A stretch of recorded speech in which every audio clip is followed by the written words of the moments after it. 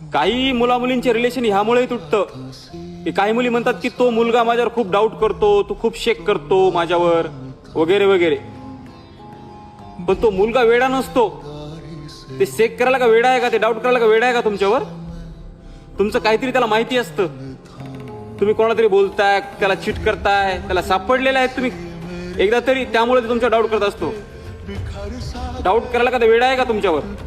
तर मला काय म्हणायचंय की काही मुलींना खूप राग येतो की एखाद्या मुलांना त्याच्यावर डाऊट केला तर, आणि त्या मुली म्हणतात की ते माझ्यावर डाऊट करतो, त्याचा माझ्यावर विश्वासच नाही, त्याचा विश्वास असला असता त्यानं डाऊटच केला नसता, त्याचं खरं प्रेम माझ्यावरच नाही. अगं वेडे, त्याचं खरं प्रेम नसलं असतं तर त्यानं तुझ्यावर डाऊट केला असता का? याचा विचार केलास कधी? त्याला काय संबंध आहे का? तू 17 जणाला बोलली काय, 10 जणाला बोलली काय, नाही बोलली काय, खड्यात पडली काय, कोणी तुला पळून नेलं काय, त्याला काय संबंध आहे? त्याचा जीव जळतो ना, त्यानं खरं प्रेम केलं असतं म्हणून तुझ्या डाऊट करतो.